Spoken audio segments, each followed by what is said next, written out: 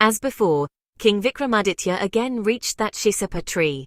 He brought Betal down from the tree and put him on his shoulder, and silently started walking towards his destination. After going a little further, Betal broke his silence again and said to the king, "O king, you are really working very hard because of that yogi. To remove the fatigue of your hard work, I will tell you another story, but the condition will remain the same. Remain silent while telling the story, otherwise I will return to this place again." With the king's consent, Betal again narrated a story.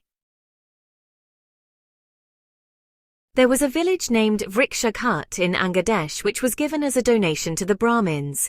A very wealthy Aninotri Brahmin named Vishnuswami lived there. That Brahmin had 3 sons who were as intelligent as their father. Once their father organized a yajna for which he asked his 3 sons to bring a tortoise.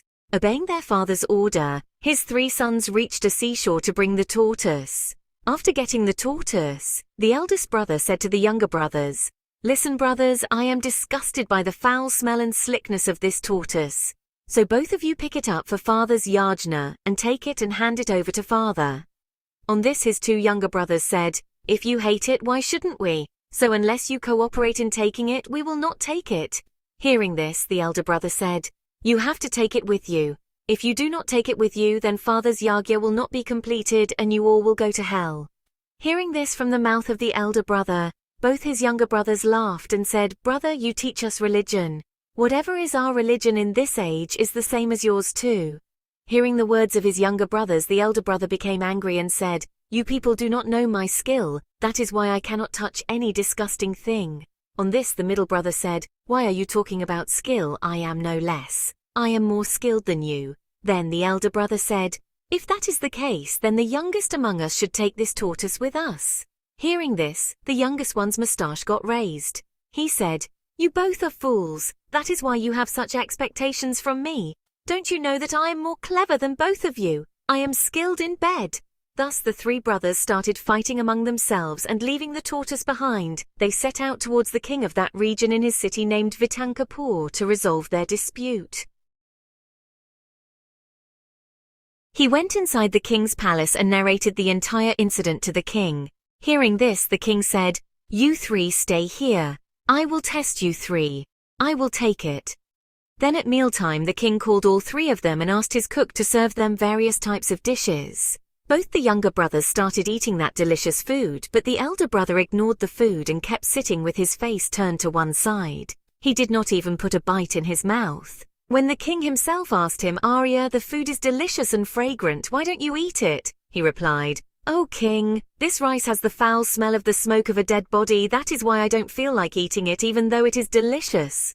On his saying this, everyone smelled the rice and said to the king, "Uttam Kotika, this rice is absolutely flawless. It does not have any kind of smell."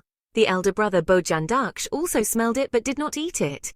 On this, the king tried to find out the source of the rice, where it was grown, and it was found that the rice was from a field which was very close to the cremation ground. What Bojandaksh said was absolutely true.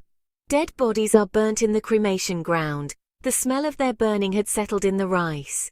The king accepted the ability of Bojandaksh. He ordered his cook to prepare another meal and bring it. After the meal, the king sent the 3 of them to separate rooms. Then he called a courtesan of the city. After dressing up that beautiful lady properly, the king sent her to the other Brahmin Naridaksh. That woman, with a face like the full moon and arousing lust, went to Naridaksh's bedroom with the king's attendants. As soon as she entered the house, the room was lit up with her radiance. But that Naridaksh started feeling faint. He pressed his nose and said to the king's servants, "Take her away from here. Otherwise I will die because the smell of goat is coming from inside her." Hearing this, the king's servants took the frightened courtesan to the king and told her the whole story. The king immediately called Naridaksh and said, "This courtesan has applied fine perfumes like sandalwood, camphor, etc., whose fragrance is spreading all around. She is well dressed, then how can the smell of goat come from her body?" When Naridaksh did not listen to the king even after he said this, the king got into deep thought. After tactfully questioning the courtesan, he came to know that she was brought up by feeding her goat's milk after her mother and brother died in her childhood. Then the king was very surprised at the cleverness of Naridaksh and praised him.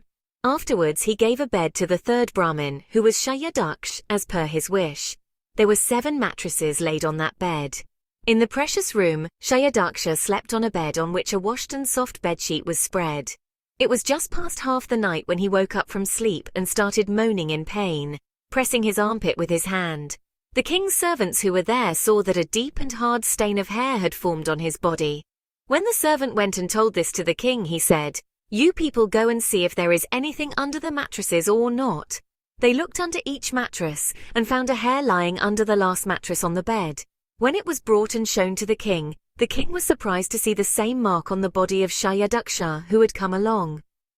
The king kept wondering for a long time how the stain of hair appeared on Shayadaksha's body under 7 mattresses. He somehow spent that night thinking about this. The next day the king gave 3 lakh gold coins to all 3 of them for their amazing cleverness and tenderness. Then all 3 of them started living happily and forgot the sin they had committed by killing the tortoise and interrupting their father's yagya. After narrating this wonderful story, Betal asked Vikramaditya, "O king, remembering the curse I had uttered earlier, now tell me who among those 3, Bhojanadaksha, Naridaksha and Shayadaksha, was the most clever?" On hearing this, the king replied to Betal, "Betal, I consider Shayadaksha to be the best among those 3 because there was nothing hidden in his words. The hair stain on his body was clearly visible. Whatever others said, it is possible that he had already known those things from others." When the king said this, the ghost got down from his shoulder and went away. The king also followed him without getting scared.